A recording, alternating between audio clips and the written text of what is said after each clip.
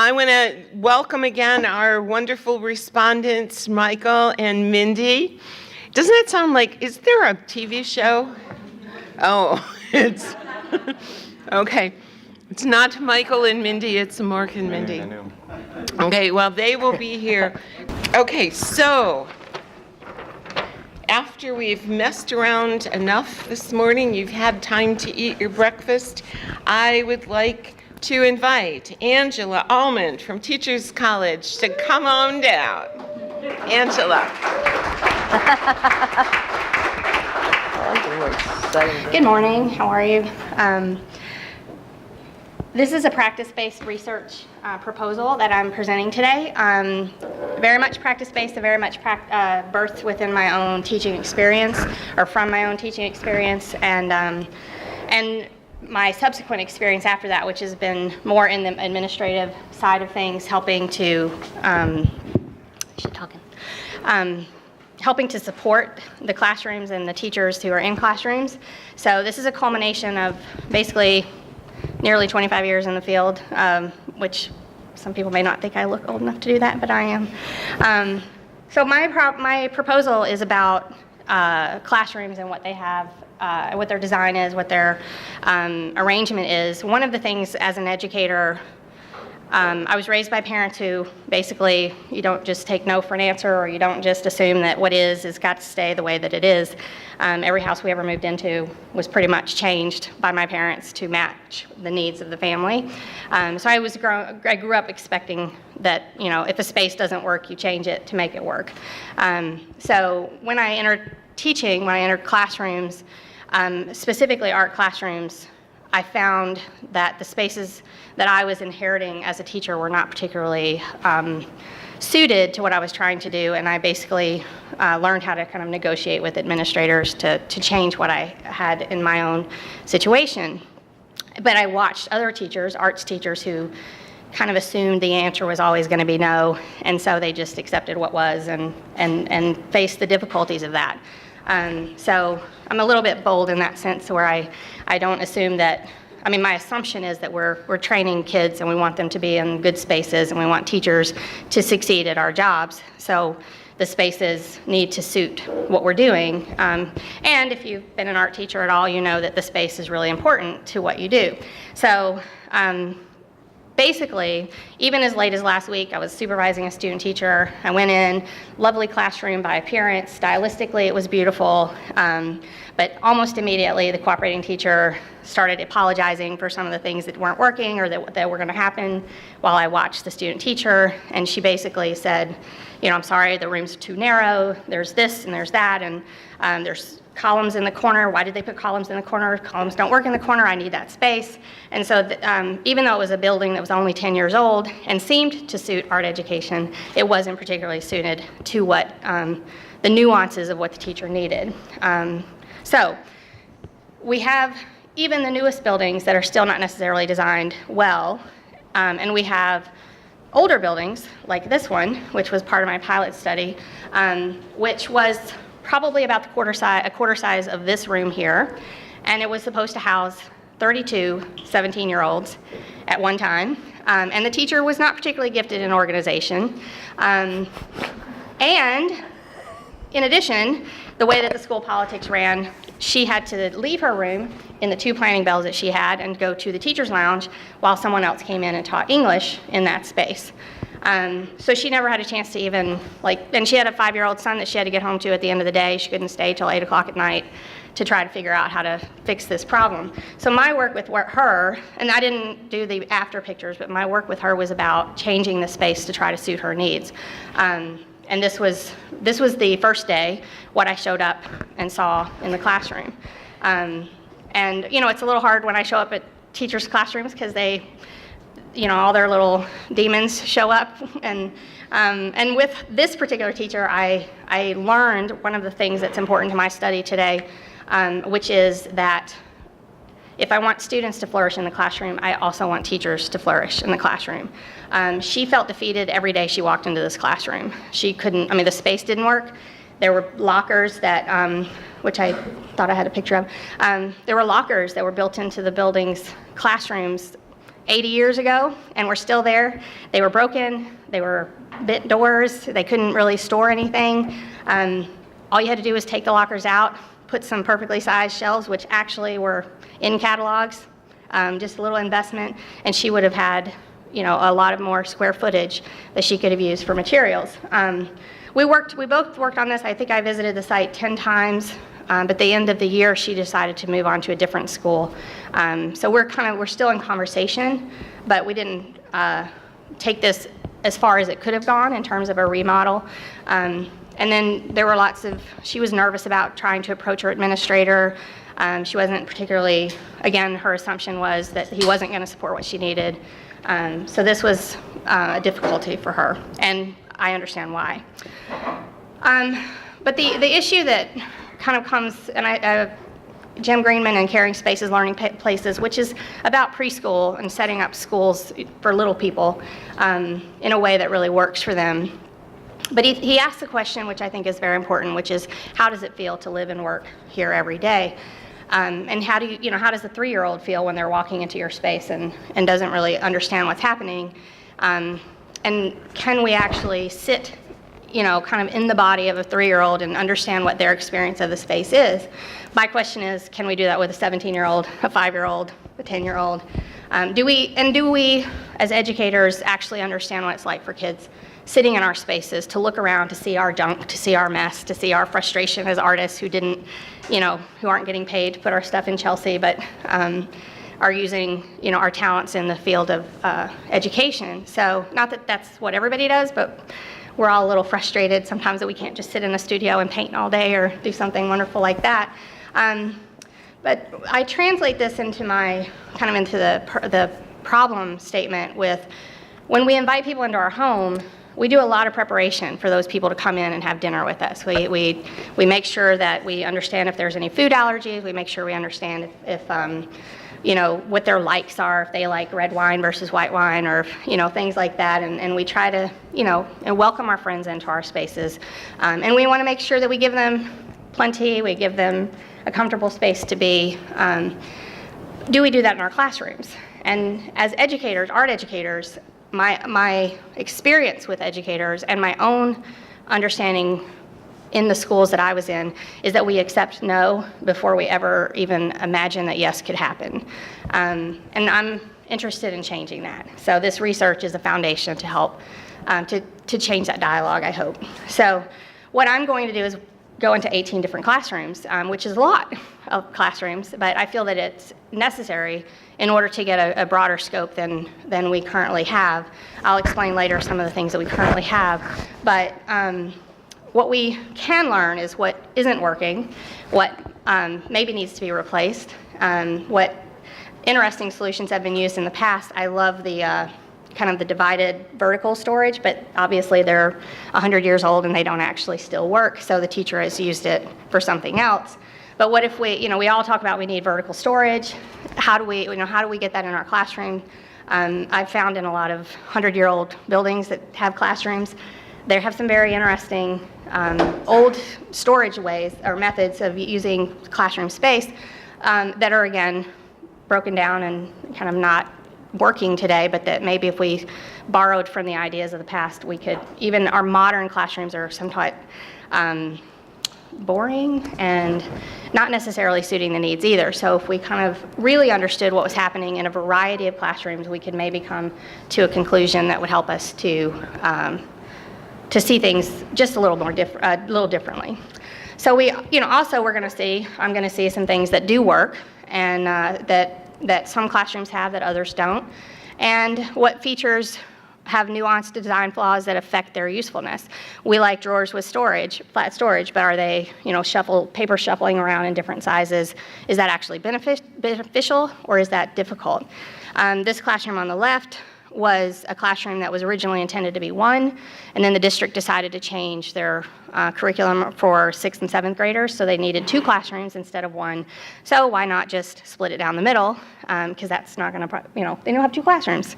The only problem is now you have 2 narrow classrooms, and you have a completely functional problem. I asked the principal how the teachers felt about it because I saw it in the summertime, and his first words were they hate it.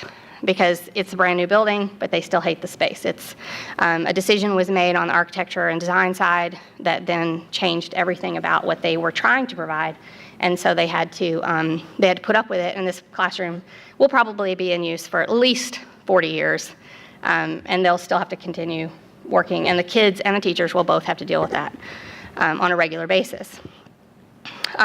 So Anne-Marie Waltz in Houston did a study of 3 teachers and the kind of their relationship with the stuff in their classrooms. So it wasn't specifically about space design or arrangement, but it was about what do you do with all the stuff. So some of the things she addressed or encountered were things like, again, the translation of what artists need, what art teachers need. Why not give them a science sink, pedestal sink in the middle with 3 faucets? That'll work, art and science are the same. With electrical outlets, by the way, on all the outer sides, for children that are between 5 and 12.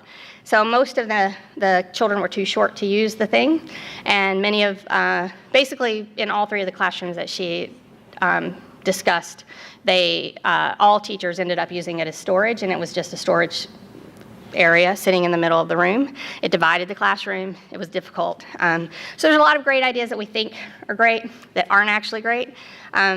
And a lot of people making those decisions that aren't us, and we're not necessarily involved in the conversation. So the University of Georgia, Kenneth Hanner, they do a lot of stuff, a lot of research on how classrooms affect learning and well-being and teachers' morale and student morale.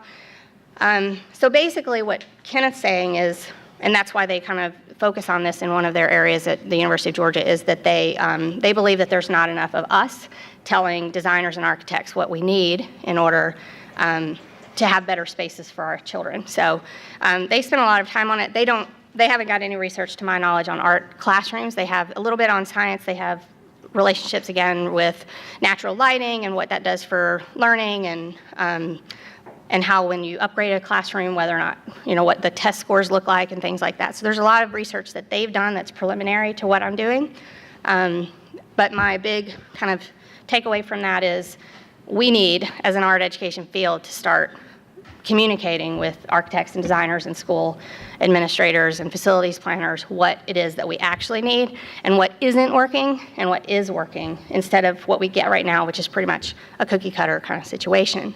Speaking of which, I talked to the supervisor of New York City Visual Arts Programs, and I asked her how much input she had to the design of art classrooms. She has absolutely none.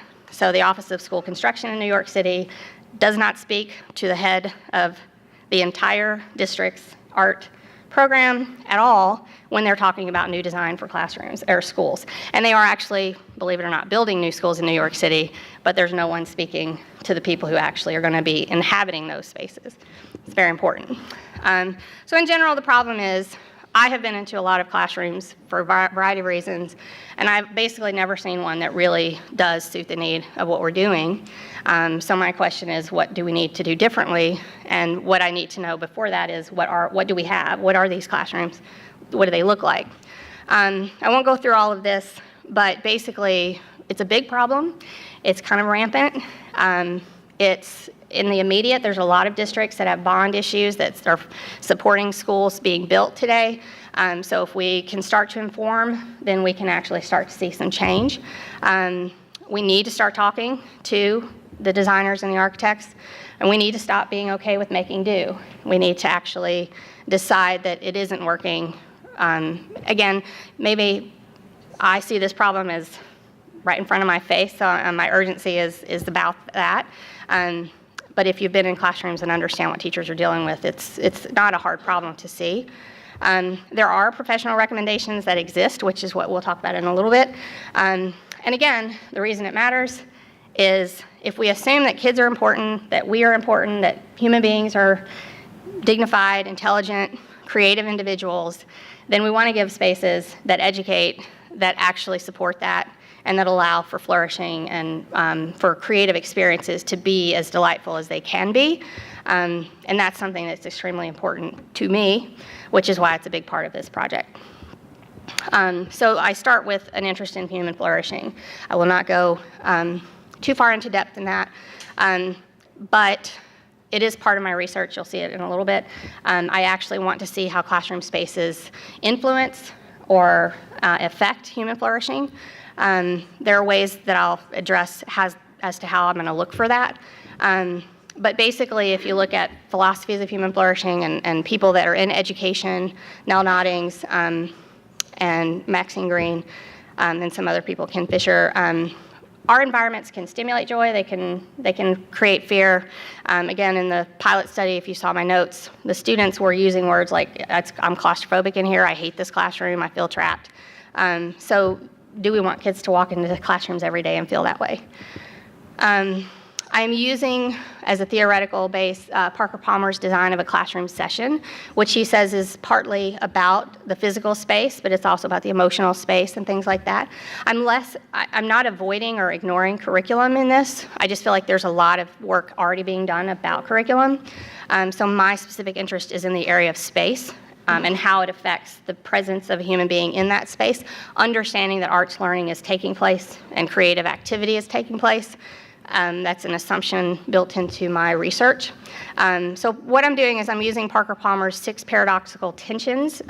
He's basically saying that a good teacher is going to induce tension. So you're not going to just have a free-for-all open space. You're going to have the rules that you need to have, but both in kind of curriculum, but also in what's allowed to take place in there. But also there's a safety, a boundedness, an understanding of where we can go and where we can't go. So I'm going to be looking for that in how that actually might show up in a physical space, how a teacher nurtures that kind of environment in a physical space.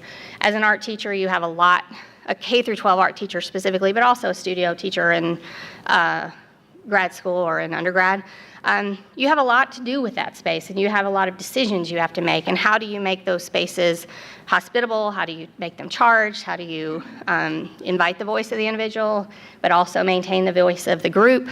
All of these things are something we either intentionally leave or put in, or we are just really good and they happen to be a part of our kind of classroom demeanor, or we may not realize they're really important and we just are not aware of what they could do, and we hit or miss. So there's a lot of ways that we as educators might approach that.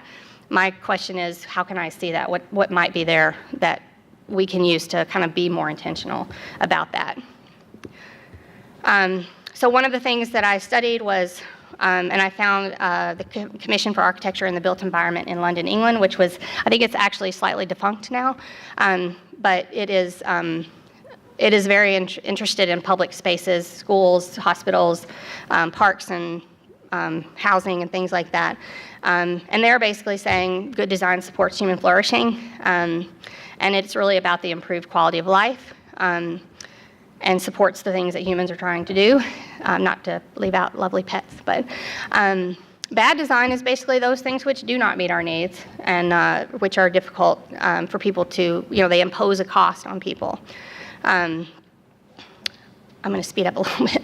What we know is that in 1995, the Government Accounting Office did a study that basically said 1/3 of our schools in 1995 were in poor repair, 2/3 were in adequate condition, but not necessarily, none of them were, or a few of them were in great condition or good condition, and that we needed a lot of money to change this situation. The problem is, in 2013, no study had been done to see where we had gone with their recommendations, and the American Society of Civil Engineers decided they needed to step up to the plate and give us an idea of what was happening. And they basically said, we're making a D in terms of facilities, and just in general, a grade level of D, because they do it by grades, and that now our cost has doubled, at least, of what we need to do to change and bring our classrooms up to a code that's actually sufficient for what we need to do. What we know about arts education programs is in 2002, there was a national survey, and that survey, it's kind of interesting, the numbers. Basically they said, I'm interested in space, so I didn't look at all the numbers that they had, but 56% of elementary schools and 87% of secondaries offered visual arts in dedicated spaces. And then in 2014, the Comptroller's Office in New York City published a report, which, by the way, the supervisor, who was very nice, had never actually read or heard of so the city government and the school government weren't apparently aware of what each other was doing in that regard. But basically, the one on the top interviewed teachers or surveyed teachers, the one on the bottom surveyed principals. And the bottom line is they asked about 3 things. An arts education program is good if it has a certified full-time art teacher or a part-time art teacher on site, and or it has a dedicated space in which art is taught. And arts, by the way, of course, is inclusive of all of the arts that we have, so not just the visual arts. So basically the reports were somewhat, the reason I'm not giving you a lot of numbers, they didn't generate a lot of really interesting information. But what came out of that was the question, what do we not know about our dedicated spaces? We don't even pretty much have hands-on or eyes-on look at what they look like, what their current condition or state is. They could be a room closet, but they're a dedicated space for the arts, so we're doing all right. But my question is, are we actually doing all right? Do they suit the needs of the people in those spaces? Do they help them with their creative experiences, their curriculum goals, and things like that? So then my research question is, given the existence of the National Art Education Association's professional recommendations for the design of art studios in schools and Parker Palmer's 6 paradoxical tensions that he suggests be built into learning environments, how are both interpreted in select public and private schools in 3 different geographic regions of the United States of America, and to what extent do they facilitate the well-being and flourishing of individual art teachers and their students? I have some sub-questions which are related to those things. I won't read them. And then my assumptions are, again, that we all have a right and a need to flourish, and we want our children to do that. That, yes, politics and budgets affect. But I'm not really trying to go down that path, because we get the block when we go down that path. We get the brick wall. We can't do anything to change it. It's going to cost $200 million to change it, so let's just not talk about it. So I'm going to pretend that that doesn't exist, not because I don't believe it exists, but because the only way we're going to get past it is to start removing it brick by brick and start actually, talking about what we need, and then finding out if it actually is cost effective to have what we need versus what they're giving us. So the things I'm looking at will be what universal and what site-specific design problems might exist in classrooms. So, and that's sinks, and that's barricades, columns in the corner. That's whether or not a big table that they assume would be great in the middle of the space actually is great in the middle of the space or isn't. I'm going to be finding out whether or not the NAEA design standards are known to the teachers or the architects or the people who design the buildings, and what kind of impact they have on the human beings that are present there. I'm not going to read all of that. Just a quick note, this it's interesting that this basically is my project at this point, where it's developed over the years, when I realized that basically I'm very well suited for this. When I was 6, I cared about whether my pets were I was one of those very nurturing kind of people. My dolls had to have certain things because they needed to be well. There's a whole lot more to that than that. 15 years in the classroom, 3 different art classrooms that I inherited. Won't tell you all the stories, but funny stories of some of the stuff. I will say this, one classroom I had inherited the 8th grade unfinished projects of the class who had graduated the year before. So I had to figure out how to get them to students or not, because the students were actually still in the community. And that my own association with space is, if I can't get the space right, it's hard to work in a space. So it infects me, so I understand what it's like to walk into a space that doesn't work. And then I've had a lifelong interest in design and aesthetics, so it's also well suited there. So this is a multi-site case study of 18 public and private schools. Public and private because I believe they all have the same type of situation. Again, I'm going for the foundation, understanding that we need to tell the world what our space problems are.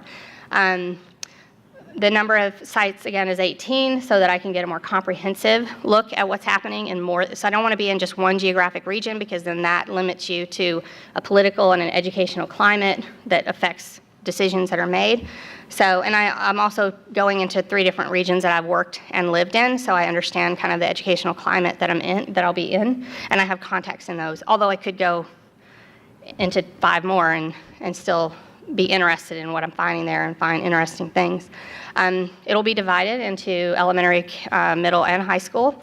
Every site visit will be a 1-day, beginning to end conversation, and I'll be collecting a lot of data, which I'll talk about in just a minute. I'll be using 3 different methodologies, 2 of which are kind of new.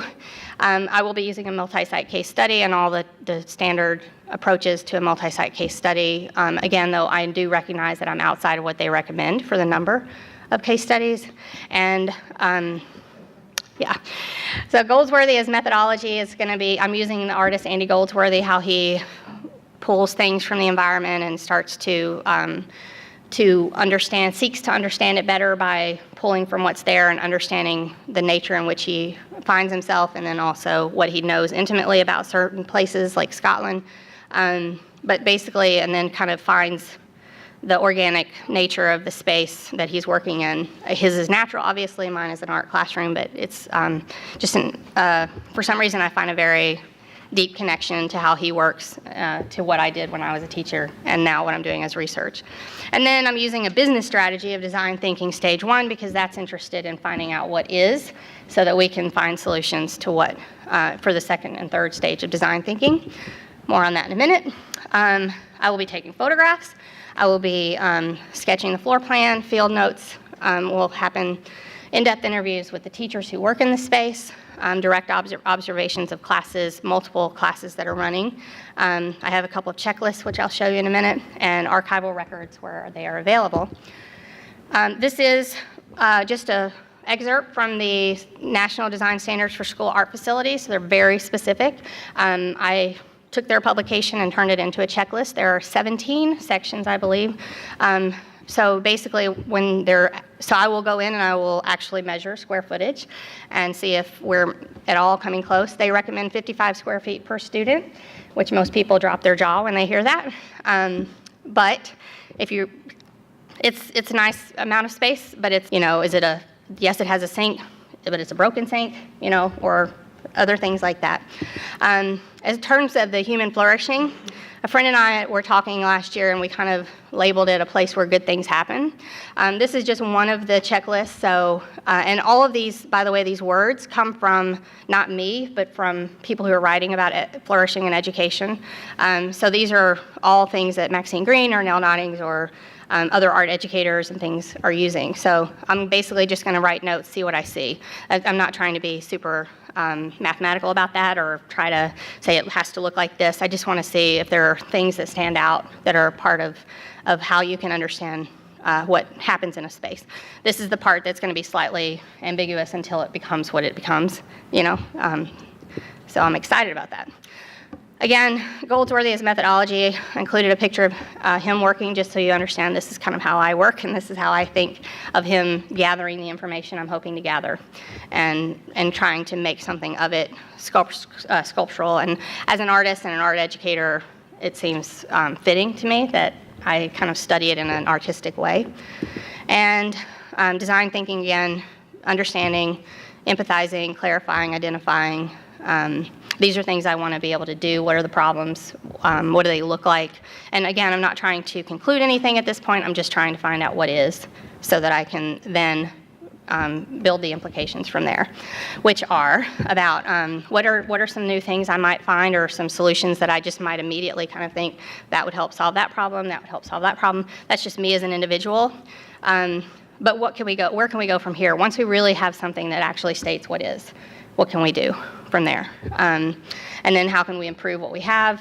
What can we learn about? Maybe we can then look at budgets and we can then look at policies and things like that and actually go into conversations with administrators and architects and designers and facilities planners and actually be able to state with some certainty.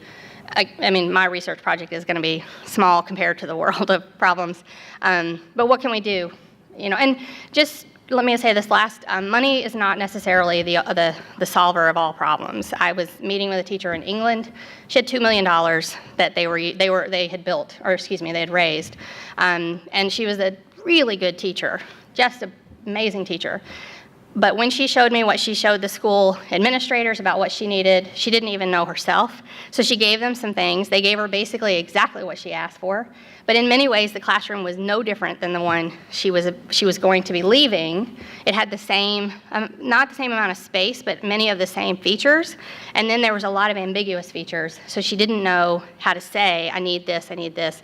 And, I could imagine that her space was, because it hadn't been built yet, it was going to be a beautiful space, but it wasn't going to actually necessarily facilitate the presence of human beings in that space and the use of materials and the in and out that you have, the fingertip accessibility to materials and things like that. So again, if you know that money is not necessarily the forgiver of all wrongs, then you understand that basically you need to, we maybe need to go and really figure out what we have and then what we can do with what we have and change the things that we need to. Okay, and that's it.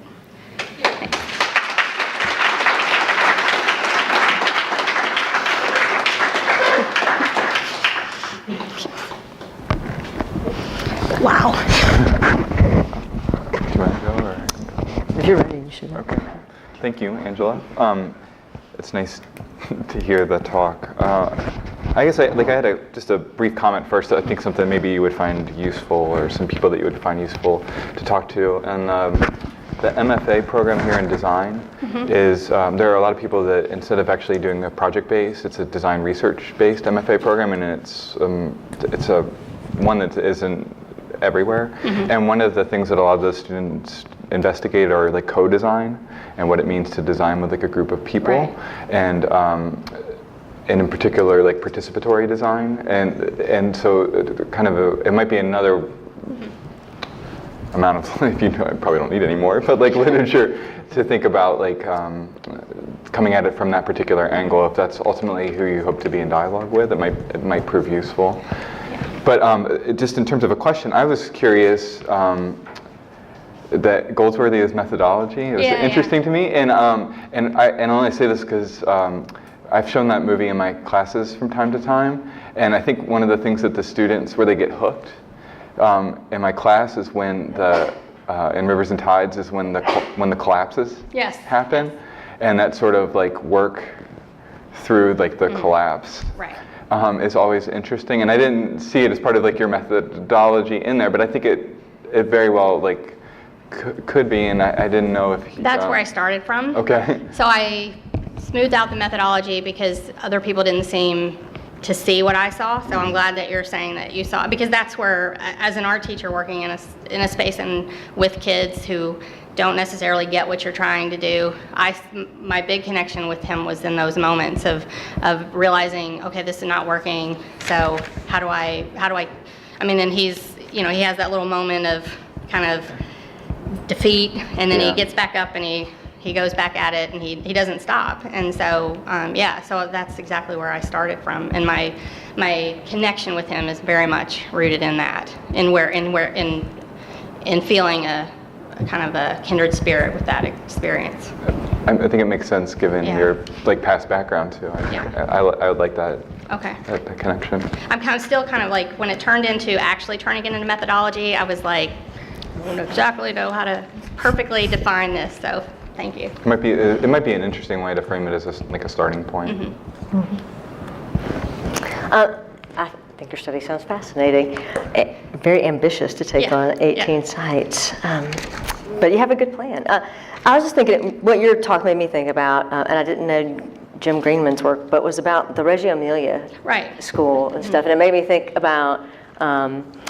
They ask 3 questions all the time in the Reggio philosophy: why this, why here, why now? And they talk about the environment as being the third teacher. Right. And you mentioned this idea about it not always being about aesthetics, but there is really an aesthetics component to it, I think. But one thing, and I guess maybe I don't have a question, I'm just talking to you now. But I find it's interesting, I think, that this idea of space that people kind of keep bringing up, but I think in some ways you're identifying like the failure of space, and like our lack of intentionality toward these spaces, and how that's a failure. But in some ways, like, this is a failure we can address in some manageable ways. So I think it is, and what I think, the teachers that I speak with, they're but in the early stages of teaching, they're just brought into this idea that this is the space and nothing's going to change about it. And thankfully, I had an opportunity to kind of build a relationship with an administrator who I started to build a rationale. So and then a facilities planner that helped me to change the spaces that the particular classroom, the last one I was working in. but it is very addressable. It's just that we're not addressing it. Yeah, there seems like some low-hanging fruit there that you can totally point I'm out. getting the low-hanging fruit. That's right, yeah. Well, I mean, I think it's great. I mean, it seems like in some ways what we're talking about is how do you get people to communicate with each other about these spaces? And how do you do it? At what points is it most meaningful to do it? And is there a kind of comprehensive way? But I think, so I really appreciate what you're doing. Well, tonight I'm actually leaving. I'm missing 2 days of a conference to be here, which I'm happy to be here, very happy. But I'm going to the Council for Educational Facilities Planners Conference in San Diego. So I'm trying to start building that communication. So basically, I showed up last year, and they were looking at me. They were lovely people, and they were very excited about building good spaces for kids, and they were doing some really amazing work. And but they had never heard of an art teacher or an art educator coming to their conference to see what we could do to start communicating. And they were fascinated by it, and they were interested to know more. Last year, I didn't have all of my ducks in a row, if you will. Right. So that's why I'm going back, is to start that dialogue even more in earnest. Because it's, they're eager to hear us. We're not speaking out. Yeah. Do you want to open it to questions? Yeah. Yeah. I have a great blog idea. You should do like the art educator IKEA hack blog, right? That'd be awesome. No, but I'm very interested in how you're thinking about design. I'm sorry, this is really awkward, isn't it? And I'm wondering if discourses around universal design have entered into your research and thinking and literature review, because I think there's some really awesome ways that those discourses really take no assumptions about how a space works. In other words, it sort of really like looks at the users in the space to then form how it may function. So has that crossed your path? It has crossed. I haven't done any research directly with any theoreticians on universal design. I will look at. Are you talking about like academics talking about it, or? I'm more in the I'm looking at magazines, Architectural Digest, and things like that, and trying to see how it translates. The spaces that I've crossed in terms of thinking about universal design are actually more in terms of interface design and things of that nature. But it actually is it's such a big picture kind of discussion. In other words, it translates to physical, virtual, kind of outdoor, indoor spaces, like how we all sort of operate within a range of abilities, operate within sort of virtual and real physical spaces. So it might be just an interesting place for you to begin dipping your toes, although you have like way too much already. I know. But it's an interesting parallel, I think, to the discussions that you're already trying to have, with the work that you're doing. So. Yeah, the physical accessibility stuff too, about making things for people who are physical. And that's slightly assumed in the sense that that is very much very part deliberate. of, Yeah, it's how say what? It's very deliberate. Yeah. You actually have a reference to suggest to Elizabeth Sanders, who is in the design department, that talks about collaborative design and universal design. And she's worked actually collaboratively with Amanda Alexander on her study that she did here at OSU. And she's a theoretician, so she's a design theoretician whose work you might find of great value. Okay.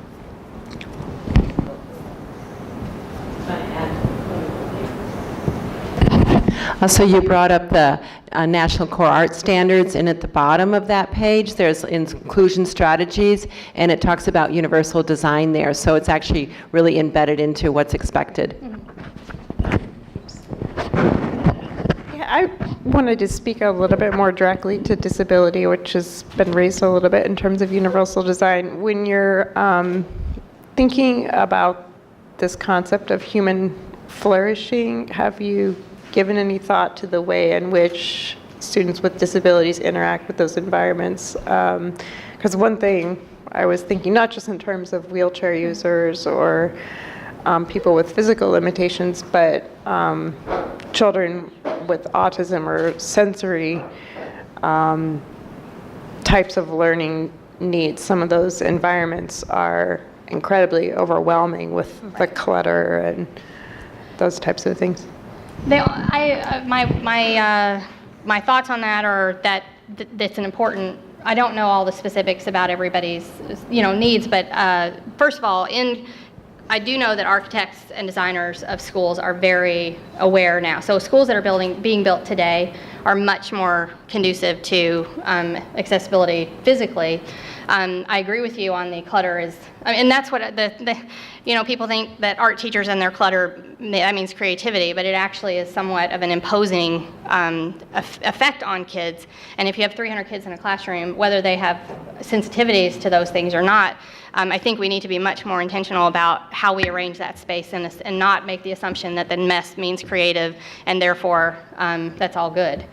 So just, ignore it. I think actually the fact that you have 300 little ones in your space or big ones in your space, it's that hospitality thing. And so recognizing and I don't know how all of it would be dealt with, but I definitely have a sensitivity to that. I just don't have all the answers to specifics, but I believe that a better arranged and designed classroom would suit more needs than what we currently do.